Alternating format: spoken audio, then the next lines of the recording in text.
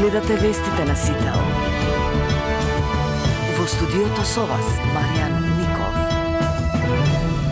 Добро утро, вести ВОС. Реванш финалниот надпревар од ЕХФ Европскиот куп меѓу македонски Алкалоид и грчки АЕК, што требаше да се одигра синоќа во Скопје, не се одигра, ЕХФ официјално го одложи. Воедно Европската ракометна федерација излезе и со кусно соопштение во кое се вели дека надпреварот е одложен од безбедносни причини. Инаку на првиот надпревар во Атина Алкалоид победи со 29-25, а во моментите кога беше објавено дека нема да се игра надпреварот, снимивме изјава од службениот представник на македонскиот тим. ЕХФ донесе одлука вечерва дека нема да се игра, а се чека одлука до вторник или најмногу до среда.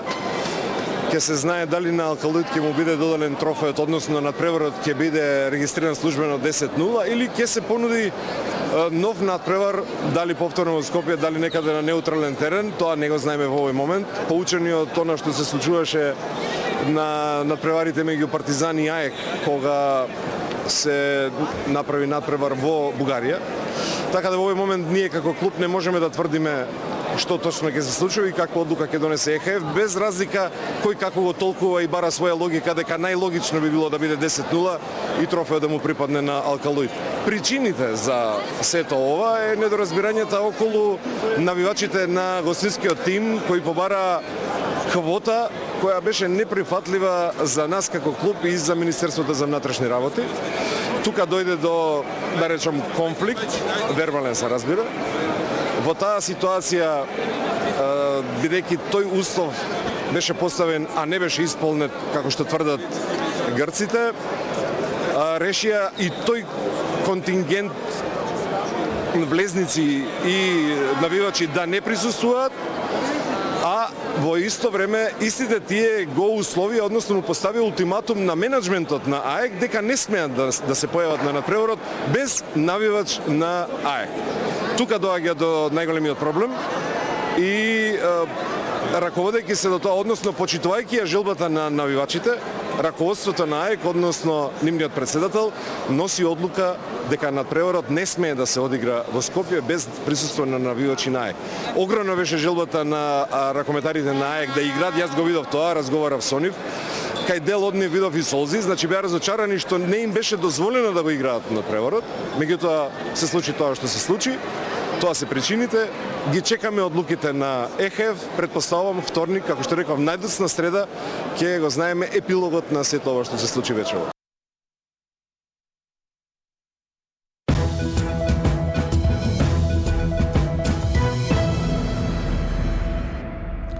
Вице-премиерот Арбен Фетаи и поранешниот министер за информатичко општество Азир Алиу со ново крило остануваат во вреди.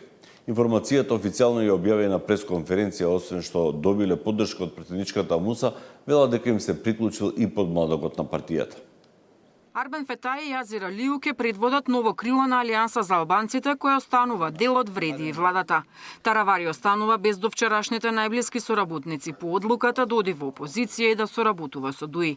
Фетаи и Алиу вела дека одлуката да останат во вреди ја донеле по повеќе месечни средби со членството, кое според нив им ја дало довербата за да расчистат со криминалите на претходната власт. Ние ќе продолжиме таму кај што бевме, значи ја бевме во Влен. Ние продолжуваме во Влен како структура организирана во Влен. Со истите луѓе, вие ги гледате тука, има дел од луѓето во кои што одлучија да не бидат дел од владата и да одат заедно со ДУИ во опозиција. Бидејќи реално опозицијата е полесна за недавање на отчет и секогаш пред избори очигледно ни се повторува да бидеме опозиција за да биде полесно после барање на бројки. Дали Азир Алиу ќе биде нов предлог на вреди за министер за здравство ќе се решава во текот на следната недела. Се уште не е разговарано на таа тема, најверојатно деновите, бидејќи во овој период ние бевме многу активни, како што рековме во нашиот текст, секогаш крајниот збор го има граѓанинот и ние бевме на терен за да ги консултираме за хаосот во кој што се случи во нашата партија. Иако без конкретна бројка, Фетаи и Алиу тврдат дека зад нив стои поголем дел од членството на Алијанса. Доверба добија и од претеничката МУСА и од партискиот подмладок. За сега нема промени во претеничкиот состав. Таравари во собранието раководи со тројца, а вреди со 11 пратеници. Деспина Тодоровска, Сител телевизија. Таравари пак со кратка објава на социјалните мрежи реагираше на пресконференцијата. Анксиозноста е најлошото чувство што човек може да го доживее, особено кога е измешано со вина. Продолжуваме уште посмирено и посигурно од кога било кон победата во октомври, која е блиску, многу блиску. Во тема на денот со Имер Селмани се зборуваше токму на тема околу случувањата во Вреди. Тој оценува дека по сето ова Изет Меджити е во предност и се позиционира како лидер на коалицијата. За него останува нејасно делувањето на Таравари и позиционирањето во опозиција во овој момент.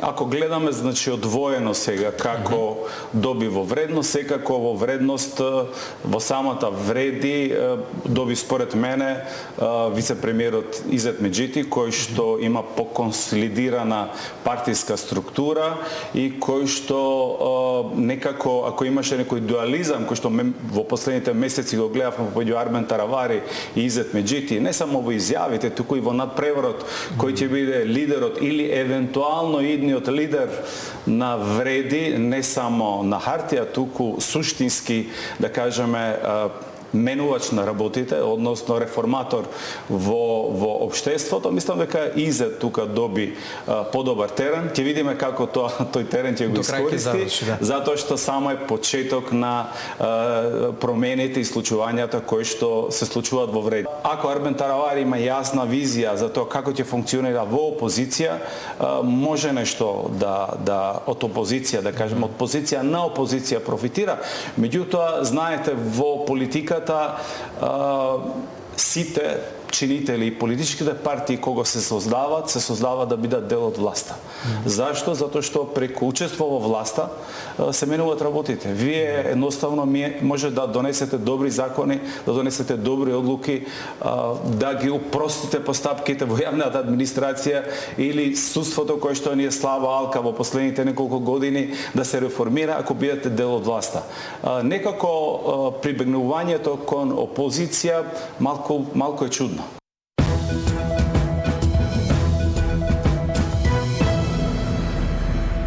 Власта го одби повикот за лидерска уште пред да го слушне предлогот на Филипче. Од ВМРО ДПМН велат дека лидерот на СДСМ не треба да ги користи овие средби за креање на личниот рейтинг. Но ова не значи ништо за СДСМ. Отаму остануваат на најавата дека Филипче ќе ги објави деталите со кои што, како што велат, делуваат како конструктивна опозиција.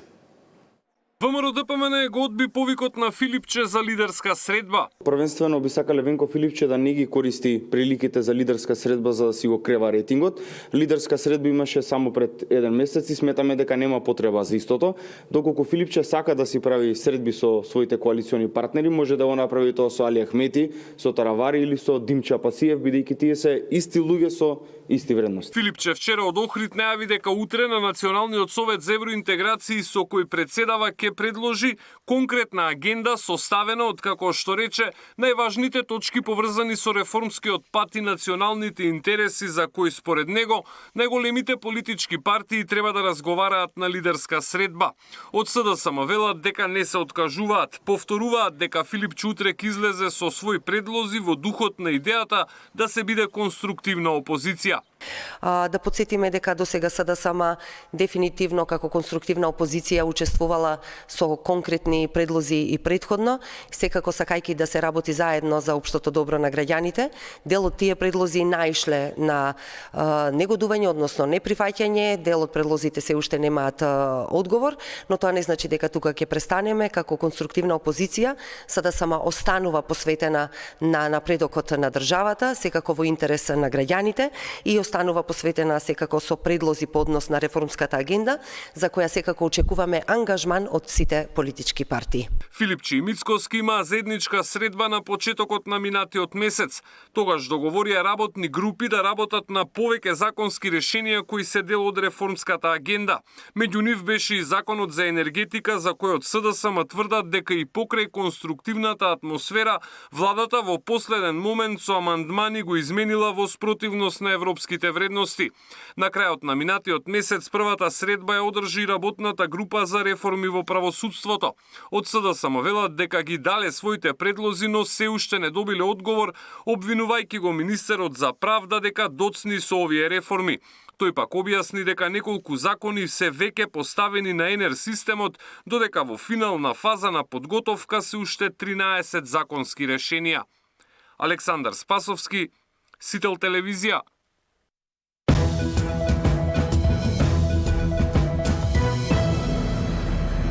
Позитивни очекувања од претседателката за евроинтеграциите. Австрија е подготвена да разговараме за изнеоѓени креативно решение со Бугарија, вели Силјановска во интервју за Радио Слободна Европа.